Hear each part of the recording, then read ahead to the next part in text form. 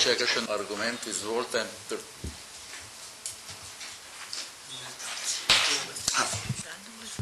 Hvala. Mi smo razumeli to, ne? Vse, kar bo ta zakon naredil, je, da bo še tiste DD-je, ki obstajajo in ki imajo to možnost, porinil v DOO-je. S tem, da nismo pa prepričani, da je to v interesu slovenskega gospodarstva, ker dejansko se pri nas z lastniškim kapitalom premalo financira gospodarstvo. In jaz sem prepričan, da tudi cilj vlade je, da se vzpodbuja equity kapitalizacija, da se vzpodbuja poglobitev trga kapitala in mnogi investitorji želijo vstopiti v slovenske gospodarske družbe kot private equity fondi ali pa na drug način, kjer je DD pomemben. In tudi IPO-ji, ki se bodo, upajmo, kot družinsko podjetje preraste nek nivo, je normalna evolutivna stopna prehod v potencialno javno družbo, ko jih bo zakon o prevzemih zadeval. Ampak mi moramo to omogočiti, ne pa da jih porinemo nazaj v DOO-je, kjer je transparentnost še bistveno manjša kot v DD-jih in ne vem, zakaj bi pravzaprav želeli to doseči. Kar se tiče podpore, rešitvi smo hoteli povedati, da podpiramo dodaten kriterij, po katerem se nejavne družbe tretirajo kot javnem, lahko bi tudi znižali število delničarjev, da jih ni 250, da jih je manj, ampak število delničarjev mora ostati kot kumulativni kriterij, ker drugače bomo dejansko ali doživeli nesmisle na področju trgovanja med notranjimi delničarji ali pa prisilili družbe, da grejo v DOO-je, kar pa ni v interesu včasih teh družb, niti ni nobenega razloga, da bi rekli, ja, za družinska podjetja je pa DOO itak edini primeren. Ni res, ne vedno. Ne? Odvisno je predvsem od strategije in velikosti, ki jo tako družinsko podjetje ima. Samo mogoče to. Plus nekako pogrešamo kakršnokoli opredelitev ali pa stališče do celotni nasprotju za osnovni kapital, ki je tudi pomemben pomislek. Hvala. Želi še kdo razpravljati? Ja. Izvoli, kolega Pajk. Ja, jaz se vedno postavljam na stran šibkejšega in stran šibkejšega je v tem primeru mali delničar. Naša tranzicija, naša zgodovina te samostojne Slovenije je taka, da je bil ta največkrat ogoljufan in na nek način zmanipuliran. Zato pozdravljam take rešitve.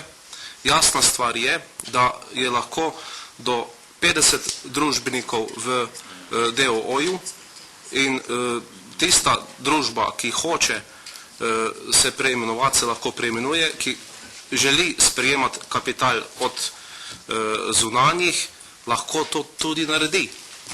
In ne vidim nobenih omejitev, zakaj ne bi to naredila tam, ko se večinsko družbeniki odločijo za statusno spremembo.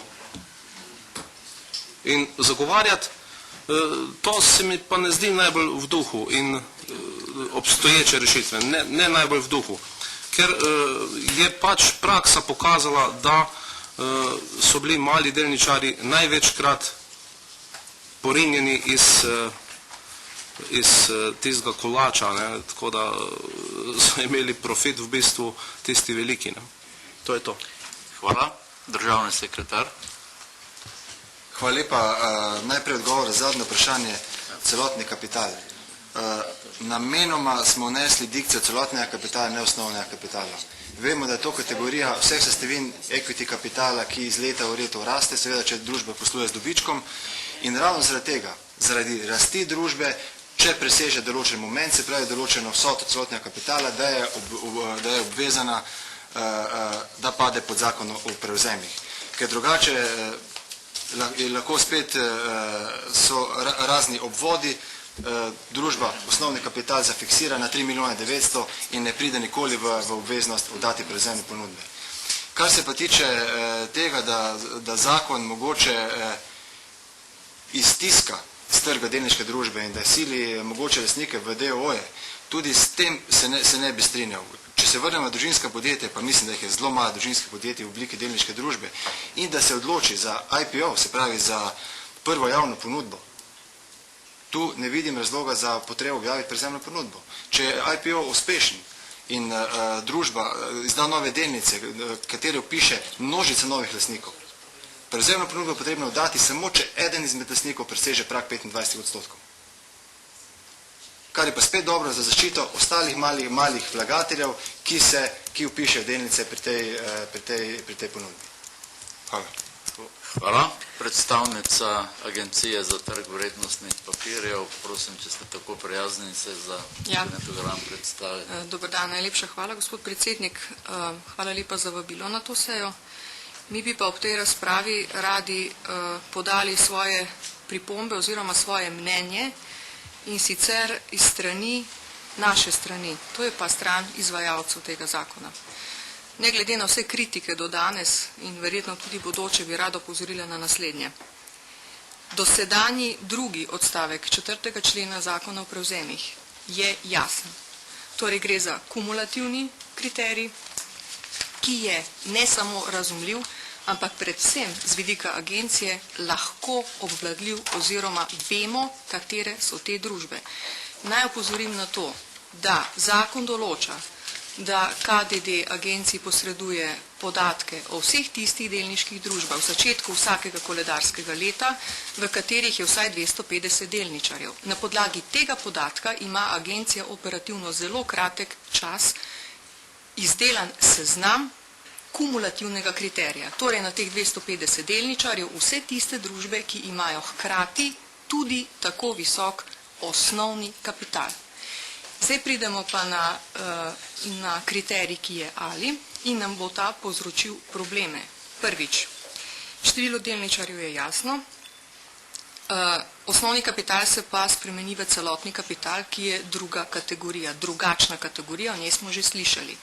Ne bi razpravljala o sestavi kapitala glede na osnovni kapital, ampak na vprašanje, kako ugotoviti, katere so tiste družbe, ki jih bomo zajeli sedaj kot tiste, ki nam morajo pomeniti ciljne družbe, nad katerimi ne nazadnje moramo izvajati nadzor. Če se v njih ne dogaja kaj takega, da bi ugotovili, da mora nekdo dati obvezno prevzemno ponudbo.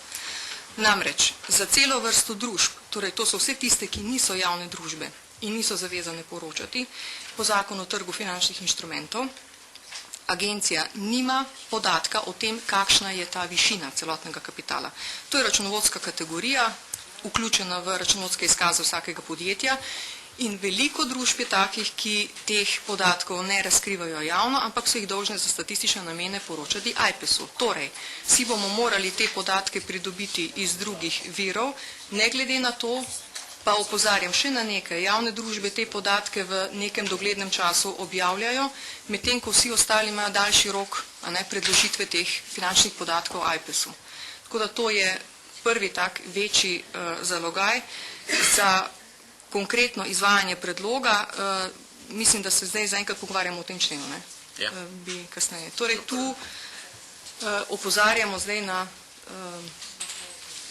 težave ugotavljanja in seveda potem tudi takoj ob uveljavitvi tako sprejetega zakona na nadzor nad tistimi družbami, v katerih bi morebiti ugotavljali, da imajo določene osebe že dosežen prevzemni prag in bi ga kasneje še povečevali oziroma kršili zakon.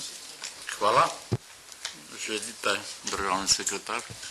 Ja, moram reči, da smo na to temo tudi spostavili komunikacijo z agencijo in mislim, da je vložen amandma, ki pojasnjuje in v bistvu se z njim strinjamo, da se na koncu da, ki je celotni kapital seveda, ki je razviden iz javne objave zadnjega letnega poročila te družbe na podlagi zakona, ki ureja gospodarske družbe. Seveda to natančneje določa to kategorijo. Hvala. Želi še kdo razpravljati? Če ne, potem dajem na glasovanje amandma k 1. členu. Kdo je za?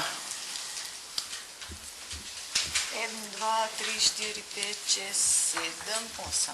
Je kdo proti? Ne. Nihče ni proti. Amandma je sprejet. Člen je tako spremenjen in o členu ne rabimo posebej glasovati.